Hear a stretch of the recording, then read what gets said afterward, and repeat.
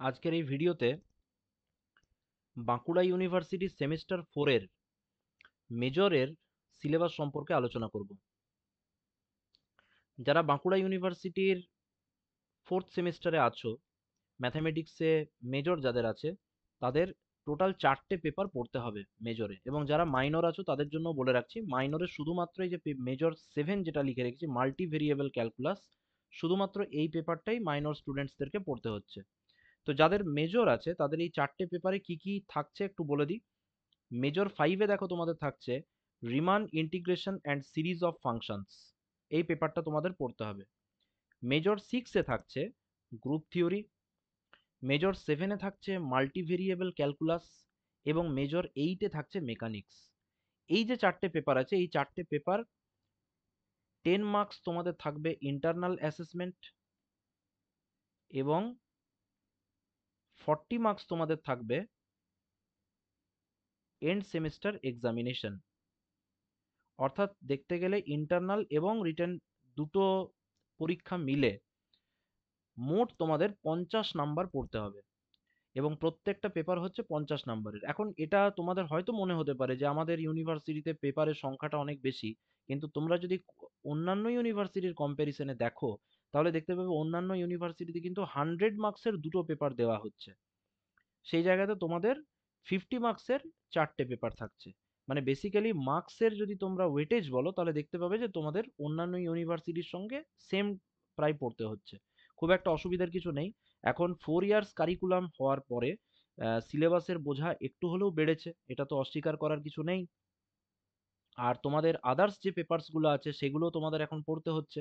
যেমন ধরো multidisciplinary course আছে, বা স্কিল এনহ্যান্সমেন্ট কোর্স আছে। স্কিল এনহ্যান্সমেন্ট যদিও আমাদের আগেও পুরোনো সিলেবাসেও পড়তে হতো। তো এখন এই যে পেপারসগুলো তোমরা এখন দেখতে পাচ্ছ যাদের মেজর আছে, স্পেশালি আমি তাদের জন্যই বলছি এই 4টে পেপারের তোমাদের কি কি বই ফলো করতে হবে। দেখো, রিমান ইন্টিগ্রেশন এবং সিরিজ অফ ফাংশনস যেটা আছে সেটা বেসিক্যালি একটা রিয়েল অ্যানালাইসিসের পার্ট। তো আমরা অবশ্যই রিয়েল অ্যানালাইসিসের বই সেখানে ফলো করব, এবং গ্রুপ থিওরি হচ্ছে অ্যাবস্ট্রাক্ট অ্যালজেব্রার পার্ট। মাল্টিভেরিয়েবল ক্যালকুলাস হচ্ছে ক্যালকুলাসের একটা অ্যাডভান্সড পার্ট, এবং মেকানিক্স হচ্ছে অ্যাপ্লাইড ম্যাথমেটিক্সের একটা আহ, শাখা। মেজর 5-এ তোমাদের দেখো যেটা পেপারটা আমি বললাম যে রিমান ইন্টিগ্রেশন এবং সিরিজ অফ ফাংশনস যেটা আছে, সেখানে তোমার টোটাল 6টা তোমাদেরকে চ্যাপ্টার্স পড়তে হবে। একটা হচ্ছে রিমান ইন্টিগ্রেশন, একটা ইমপ্রপার ইন্টিগ্রালস, একটা sequence of functions, series of functions, Fourier series এবং পাওয়ার সিরিজ।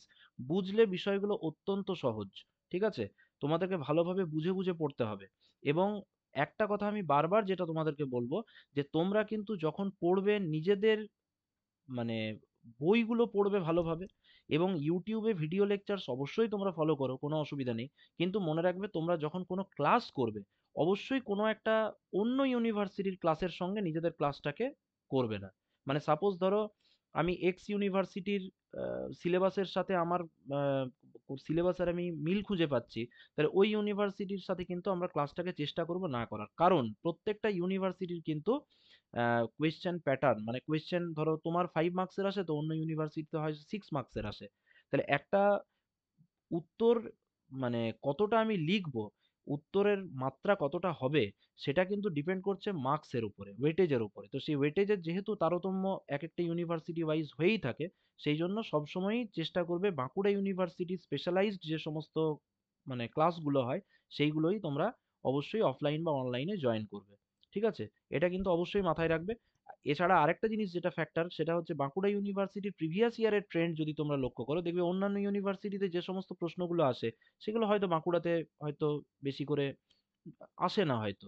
তো সেই জন্য একটা প্যাটার্ন থাকে প্রত্যেকটা ইউনিভার্সিটি ওয়াইজ। তো সেইটাকে তোমাদেরকে ফলো করে পড়তে হবে, এবং কিভাবে পড়বে সেই বিষয়েও আমি তোমাদেরকে শেষে বলে দিচ্ছি। এখন যে বইয়ের কথা বলবো, বই দেখো আমি সবসময় প্রেফার করব যে দুটো করে তোমরা বই ফলো করবে। একটা বই হচ্ছে দেখো real analysis by S K Mapa, এবং সেকেন্ড আরেকটা বই হচ্ছে mathematical analysis by Mohammad Ismail Haque, ঠিক আছে? টেকনো ইন্ডিয়া থেকে বেরোয় এই বইটা। এই দুটো বই, রিয়েল অ্যানালাইসিস এস কে মাপা বহুল প্রচলিত একটা বই, এবং সেখানে থেকে তোমরা হয়তো রিয়েল অ্যানালাইসিসের বাকি পার্টগুলো আগে হয়তো পড়ে রেখেছো। এবং ম্যাথামেটিক্যাল অ্যানালাইসিস মোহাম্মদ ইসমাইল হক যে বইটা আছে সেখানে তোমরা এই অ্যাডভান্সড পার্ট অর্থাৎ Riman integration, improper integral, sequence and series of functions এগুলো তোমরা ভালোভাবে পেয়ে যাচ্ছ। এর বাইরে কি স্যার আর কোনো বই পড়ার দরকার আছে? আমি বলবো যদি পড়তে পারো খুবই ভালো হয়, কিন্তু এখন সিলেবাসের যা মানে মানে প্রকৃতি, তাতে কিন্তু তুমি এই ৩ থেকে ৪ মাসের যে সময়টা তুমি পাচ্ছ, তার মধ্যে ৪ টে পেপার প্লাস আদার্স যে পেপারগুলো আছে সেগুলো পড়ে ওঠারই সময় পাবে না। তার সাথে তুমি আরো এক্সট্রা বই আমার মনে হয় না খুব একটা পড়ার সময় পাবে বলে। তো বেটার হচ্ছে তুমি স্যারদের নোটসগুলোকে ভালোভাবে ফলো করো। কারণ যখনই কোনো স্যার নোটস তৈরি করেন সেগুলো ৩-৪ টে বই থেকেই ওনারা তৈরি করেন এবং অনেকটা এক্সপেরিয়েন্স বেসড হয় তো, মানে প্রিভিয়াস ইয়ারে কিভাবে প্রশ্নগুলো এসেছে সেই অনুযায়ী নোটের প্যাটার্নটা লক্ষ্য করা যায়। তো সেই জন্য স্যারদের নোটস পড়ো এবং তার সঙ্গে প্রত্যেকটা পার্টে কিন্তু মিনিমাম চেষ্টা করবে ২ টো করে বই পড়ার। তার থেকে বেশি পড়া কিন্তু এখন এই মুহূর্তে হয়তো সম্ভব হবে না তোমাদের পক্ষে। গ্রুপ থিওরি দেখো আপ টু আইসোমরফিজম থিওরামস তোমাদের আছে, তার সঙ্গে এক্সটার্নাল ডাইরেক্ট প্রোডাক্ট, তার সঙ্গে তোমাদের কোসেট, লাগরাঞ্জ থিওরাম, এগুলো সবগুলোই তোমাদের কভার হচ্ছে। তো গ্রুপ থিওরির জন্য এসকে মাপার যেটা তোমাদের হায়ার অ্যালজেব্রার বইটা আছে, যেখানে তোমাদের অ্যাবস্ট্রাক্ট এবং লিনিয়ারটা দেওয়া আছে, আমি লিখেই দিচ্ছি এখানে। Higher algebra, higher algebra abstract and লিনিয়ারের যে বইটা আছে সেই বইটা তোমরা অবশ্যই ফলো করবে। ঠিক আছে? মনে রাখবে তোমাদের কোয়েশ্চেন কিন্তু ম্যাক্সিমাম সেট হবে এসকে মাপার বই থেকে। পশ্চিমবঙ্গের সমস্ত ইউনিভার্সিটিতে যদি কোনো পার্ট এসকে মাপার বই থেকে পড়ানো হয় তাহলে এটা তুমি মানে মোটামুটি ধরেই রাখতে পারো ম্যাক্সিমাম কোয়েশ্চেন কিন্তু এসকে মাপার বই থেকেই সেট হবে। তারপরেও তোমাদেরকে আমি বলবো আরেকটা বই তোমরা ফলো করতে পারো, একটু অ্যাডভান্সড লেভেলের বই। নাম হচ্ছে সেন ঘোষ মুখোপাধ্যায় মাইতি। সিলেবাসে দেখবে আরো অনেক বই লেখা আছে। ঠিক আছে? যেমন তোমার হচ্ছে ফ্র্যালের বই, আইন হার্স্টিনের বই, এই ধরনের ডামিট ফুট, এই ধরনের বইগুলোর নাম লেখা আছে। তো এই ধরনের বই তুমি এখন পড়তে যেও না। এগুলো যখন তোমার পড়া শেষ হয়ে যাবে, যখন তুমি দেখবে যে গ্রুপ থিওরি মোটামুটি তুমি একটা স্ট্যান্ডার্ড জায়গায় আসতে পেরেছো, যে কোনো রকমের প্রবলেম সলভিং তুমি মোটামুটি করে ফেলতে পারছো, তখন তুমি ওই বইগুলো তুমি পড়বে। অবশ্যই পরবর্তীকালে কম্পিটিটিভ পরীক্ষার জন্য ওই ধরনের বইগুলো তোমরা ফলো করতে পারো। এখন আপাতত অনার্সের জন্য এই দুটো বই তোমরা পড়লেই হবে। Paper major paper 7 multivariable calculus. Multivariable ক্যালকুলাসের জন্য ঘোষ মাইতির ৩ টে বই আমি সবসময় বলবো ফলো করতে পারো তোমরা। Differential calculus, integral calculus, vector analysis. ৩টে বইয়ের টোটাল ভলিউম দেখতে গেলে কিন্তু অনেক বড়। অনেকে এটা প্রেফার করে না, তার কারণ হচ্ছে যেহেতু অনেকটা বেশি পরিমাণে পড়তে হয়। তো সেই জন্য সমস্ত পার্টটা একটা বইয়ের মধ্যে কভার করা আছে এরকম একটা বই হচ্ছে functions of several variables, differential calculus and integral calculus, দুটোই আছে ওখানে। সুবীর কুমার মুখার্জির বই।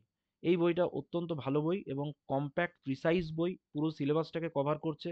এই বইটা খুব তাড়াতাড়ি তুমি পড়ে শেষ করতে পারবে এবং প্রবলেমসগুলো সলভ করলে তোমার সিলেবাস সম্পর্কে পুরো একটা স্বচ্ছ ধারণা গড়ে উঠবে। এরপরে চলে আসছি তোমার মেজর পেপার 8, যেটা হচ্ছে তোমাদের মেকানিক্স। মেকানিক্সকে আমরা দুটো পার্টে দেখতে পাবো ভাগ করা আছে, একটা স্ট্যাটিক্স এবং একটা হচ্ছে ডাইনামিক্স অফ পার্টিকেল।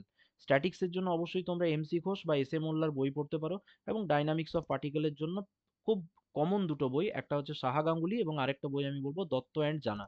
ঠিক আছে? এই দুটো বই তোমরা ফলো করতে পারো। তো এইভাবে তোমরা নিজেদের প্রিপারেশনটাকে তোমরা করবে এবং পড়ার ক্ষেত্রে তোমরা কিছু স্ট্র্যাটেজি মেনটেন করবে। একটা হচ্ছে বুকস তো তোমাকে ফলো করতেই হবে। প্রথম স্টেপ হচ্ছে follow books plus follow classes.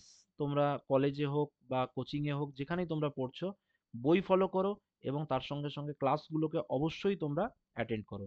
এটা হচ্ছে প্রথম স্টেপ। ২ নাম্বার হচ্ছে পিওয়াই কিউ সলভ করো।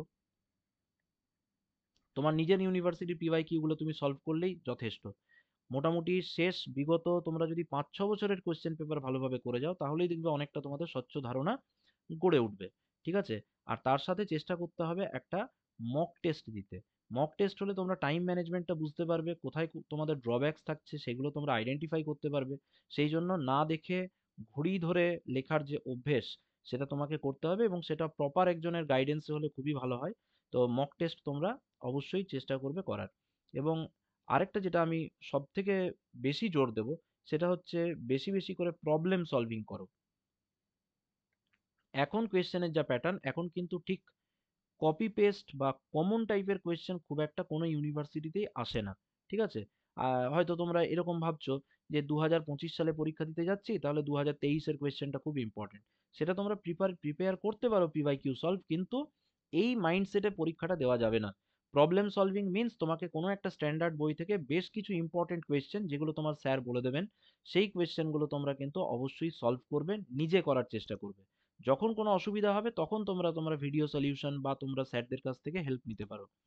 তো এইভাবে তোমরা তোমাদের প্রিপারেশনটাকে শেপ আপ করতে পারো। তো মাল্টিভেরিয়েবল ক্যালকুলাসের জন্য আমার যেরকম ক্লাস এখন চলছে, তো তোমরা যদি জয়েন করতে চাও অবশ্যই সেই ক্লাস তোমরা জয়েন করতে পারো, এবং আদার্স যে পেপারসগুলো আছে সেগুলোরও স্টাডি সাপোর্ট তোমরা পেয়ে যাচ্ছ, এবং যদি তোমাদের ক্লাসের রিকোয়ারমেন্ট থাকে তোমরা অবশ্যই আমার টেলিগ্রাম গ্রুপে জানাতে পারো।